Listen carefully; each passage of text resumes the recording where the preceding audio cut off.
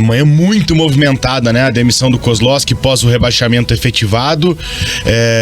E agora a volta do Guto Ferreira, né? A confirmação de um treinador que foi preterido no início do ano, início da temporada, né? Quando, após a permanência na Série A do ano passado, ele simplesmente foi demitido. E agora ele volta como se for como a solução para 2024, né? A tendência é ele não comandar o time nessa reta final de ano, mas é uma situação que me traz muitos pensamentos, né?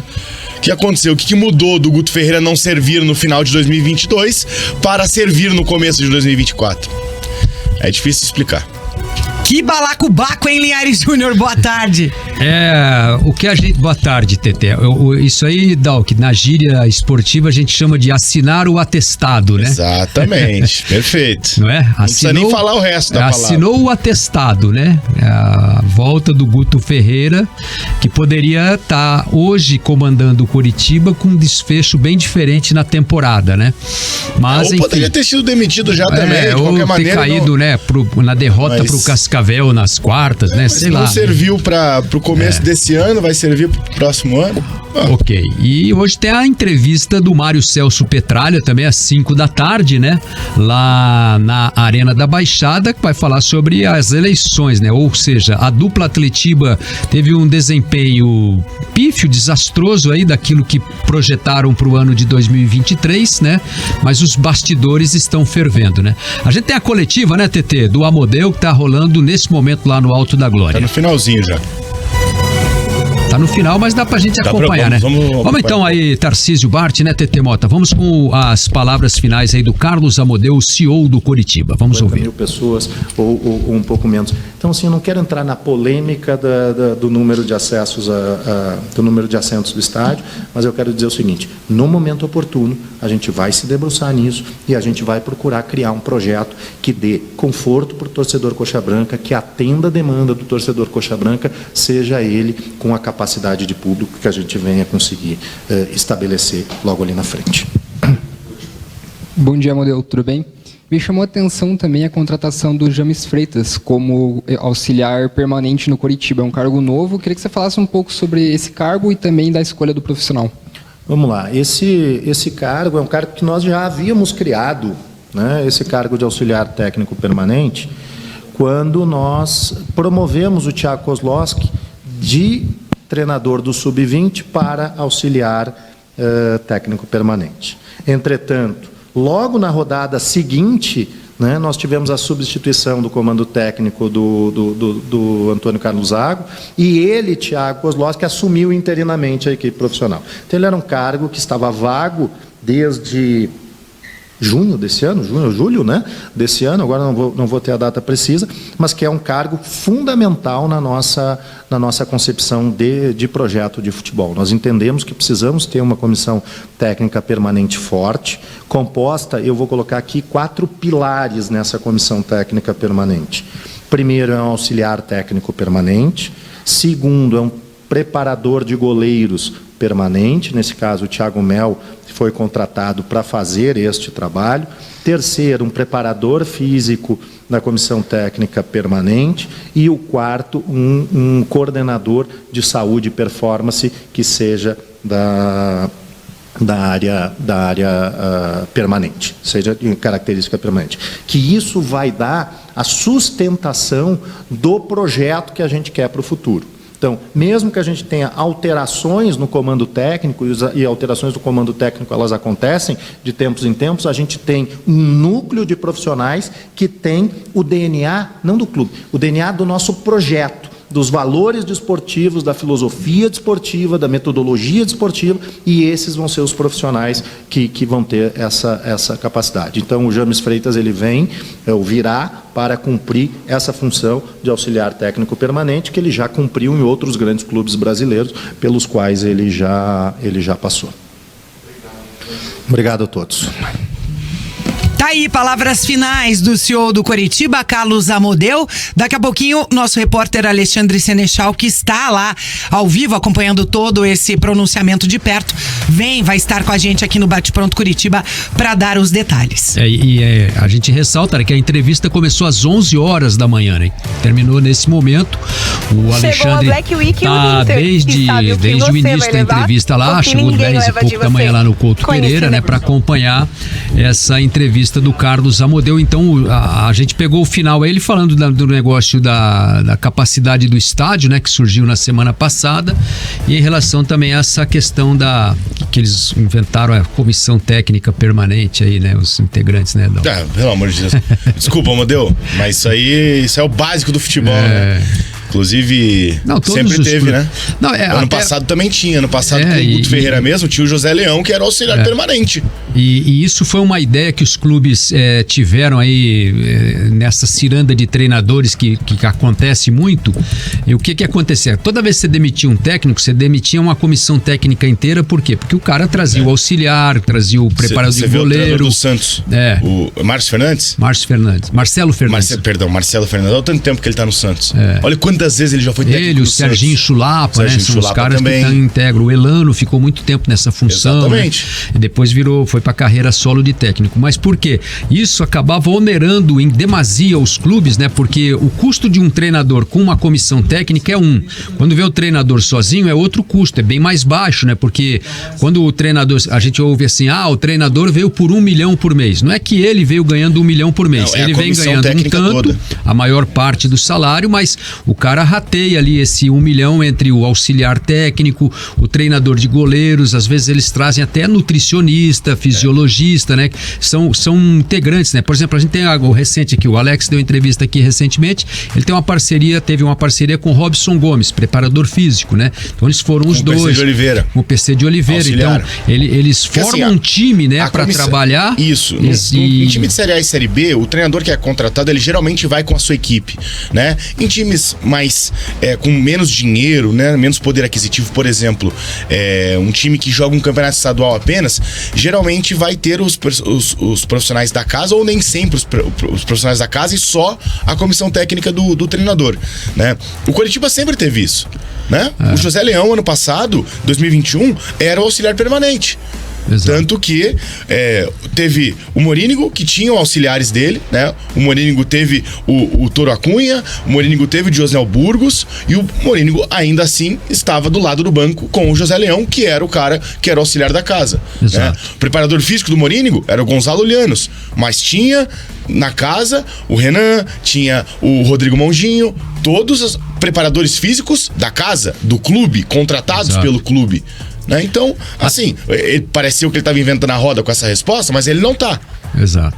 Não, e até uma prática, porque, por exemplo, num momento desse, agora o Thiago foi demitido, saiu o Williams junto com ele, e saiu também o Reginaldo Nascimento, né? Ou seja, o Coritiba ficou sem essa comissão técnica permanente, né? Porque eles eram a comissão técnica permanente. O Williams, né? na verdade, ele era chefe do departamento de análise de desempenho. Né? Aí virou auxiliar. Só que, claro, ele se preparou, tá fazendo os cursos da CBF, né? Já tinha completado o curso, o CBFB e o CBFA. Só que o Williams, ele vem pra ajudar o Thiago, porque o Thiago era técnico do Sub-20 e o Reginaldo Nascimento era auxiliar do Sub-20. Então eles viram auxiliares da casa, são efetivados e agora são demitidos. E hoje não tem mais o técnico do Sub-20 que vai ter que pegar essa bucha. É a mesma coisa que pode acontecer, por exemplo, com o Wesley Carvalho no Atlético. O Wesley Carvalho era o auxiliar permanente da casa. Mas ele continua, né? Porque ele ainda não foi efetivado, né? Não foi efetivado, ele é um membro da comissão técnica, né? Talvez ele possa ser demitido. Eu não sei. Porque o Thiago Kozlowski, pra mim, poderia muito bem ficar. Só que daí tem que ver agora a ambição de cada um. Exato. Por isso que eu citei o Wesley Carvalho. E se agora o Wesley Carvalho colocar na cabeça que ele pode ser treinador e ele quer ser treinador principal já, e não mais voltar para a comissão técnica permanente? Que foi o que aconteceu com o Paulo Turra, né? Talvez o Thiago não queira. Oi. gente vai ouvir daqui a pouco o Wesley Carvalho falando Boa tarde, justamente Vincenzo. sobre isso. Boa tarde a todos aí, gente vai de pronto, boa tarde ao ouvinte também. Perguntei ao Wesley Carvalho sobre isso, daqui a pouco a gente vai ouvir ele falando, mas ele falou que voltaria sim a ser auxiliar sem problema nenhum. Perfeito, então, o Thiago talvez queira já seguir a carreira de treinador. Se não tivesse sido efetivado, né, o Thiago tivesse sido mantido na mesma fórmula que o Atlético usou com o Wesley, de um técnico interino que está comandando o time no campeonato, talvez o Thiago aceitasse, na verdade, ser mantido, né, na função. Exatamente. Porque ele deve ter tido uma outra negociação quando ele foi efetivado, né? Ele passou por um outro patamar financeiro, talvez, né? A gente não sabe, vamos tentar até trazer o Thiago aqui de repente, colocamos, né, Dalk, à disposição aqui, Sim. se ele quiser vir falar sobre o futuro, inclusive. Com certeza. E esses temas seria muito legal ouvir aí o Thiago, e assim, eu acho que o Thiago se credenciou a ser um treinador de futuro aí para também seguir na carreira solo, né? Eu acho que clubes até do campeonato estadual podem procurar o Thiago, times de outros estados, ele vai abrir um mercado, tenho certeza disso pelo bom trabalho. Ele não fez um trabalho, ele pegou um trabalho em andamento, ele não é exclusivamente o único culpado, né, pelo rebaixamento do Coritiba. Ele tem a parcela dele ali, como todo mundo tem, né, mas ele não é o único, não dá para botar tudo nas costas dele, porque o troço veio desde esse negócio do Guto Ferreira, né? Não tenho dúvida disso, pra mim é erro de dezembro do ano todo. passado. Então, assim, estão assinando agora o atestado aí que, né? E pra mim a saída do Guto nem é o maior problema. Eu acho que a saída do Antônio Oliveira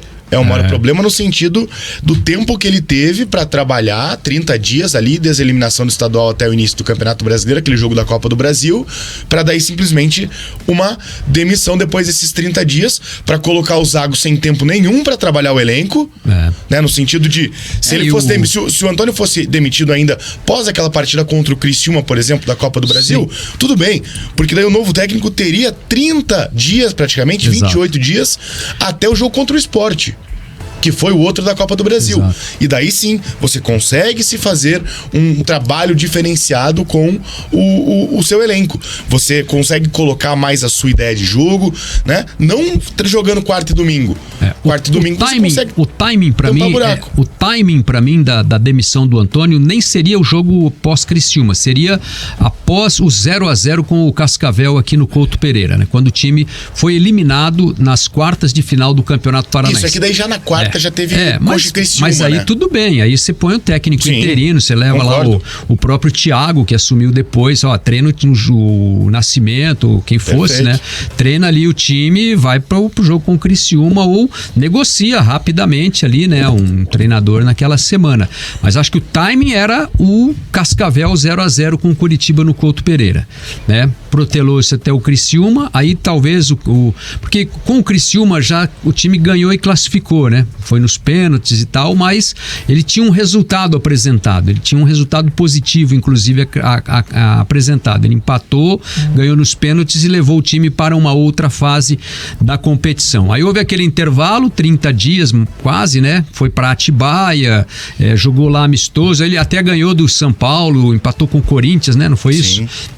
Naqueles jogos treinos, voltou com uma expectativa bem positiva para a estreia no campeonato, aí pega o Flamengo no Maracanã, perde de 3-0, um resultado perfeitamente natural, normal. Você, Flamengo olha onde é que tá o Flamengo aí, disputando o título do campeonato. O Flamengo chegou a ser líder ontem, né? Se não é o empate do Palmeiras. Então, aí o que acontece, né? Então foi para esse time que resultou numa demissão que não foi prevista na entrevista coletiva desse pós-jogo, né? O Antônio sentou para falar do jogo, o Glenn sentou do lado dele e deu todo o respaldo, apoio ao treinador e ao trabalho do treinador que estava começando a disputa da competição.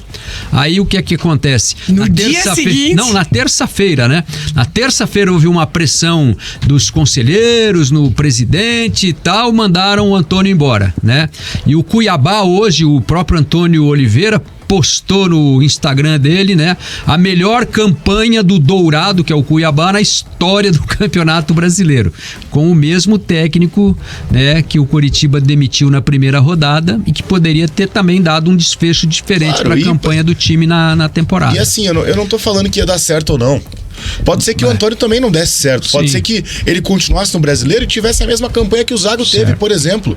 Só que o meu grande ponto é a falta de convicção.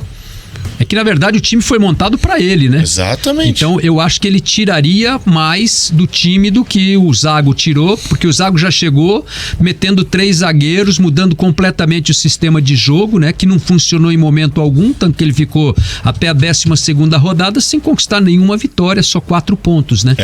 Aí entra o Thiago, aí o Thiago dá uma mexida, tira aquele esquema do Zago de 3 zagueiros, volta a uma coisa mais parecida com o que o Antônio estava fazendo, né? Mas naquela linha, consegue 3 vitórias, 1 empate em 4 jogos, dá uma animada, mas depois 8 derrotas seguidas levam o time de vez pro buraco. E a nossa enquete de hoje está perguntando qual a principal mudança que o Coritiba deve fazer para 2024. Já fez, né? No comando da SAF, no técnico ou no elenco. Você vota no nosso YouTube, Jovem Pan Grupo RIC. Daqui a pouquinho a gente atualiza o resultado parcial por aqui. Dá pra marcar as 3 aí, não? Todas as alternativas acima. Porque eu acho que precisa... o comando da SAF não dá pra mudar, né? Porque a SAF é a SAF e tal, mas eu acho que a mudança que a SAF deve apresentar é um cara acima aí de Amodeu, de Arthur, né? Um cara que seja o manda-chuva do negócio. Como né? o Wilson disse, é o conselho, né? Os 4 sócios da Tricorp, só que ninguém deu a cara ainda. E nem sei se vão dar também, né? Precisa ter pelo menos um porta-voz desses caras aí, né? Um cara que represente até o Wilson como a palavra do clube e os outros membros desse conselho, mas tem que ter um deles. E que pode ser até o próprio Wilson, né? A SAF fala, Wilson, vai lá você e você vai ser o cara. Ele tem experiência, tem rodagem, né? Já foi presidente do clube.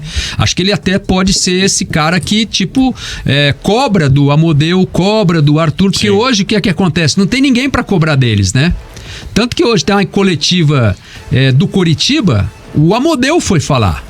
É que o Amodeu é o CEO, né? É o CEO, mas, pô, não tem ninguém acima dele ali do lado, pelo menos pra sentar e pra, né, acompanhar a entrevista ou se apresentar como eu sou o chefe de todo mundo aqui, né? Não tem um John Textor, é o que eu falo. Exatamente. É o que eu falo, não tem um John Textor. Não tem mesmo. Não tem um Ronaldo Fenômeno. Não tem um Ronaldo Fenômeno. Bem que o Cruzeiro vai jogar hoje, né? O jogo de vida ou morte, e o Fenômeno tava lá vendo a Fórmula 1 em Abu Dhabi, né? Mas o Ronaldo, ele tá sempre no Cruzeiro. Tava aqui o Ronaldo na tem milhões de outros negócios.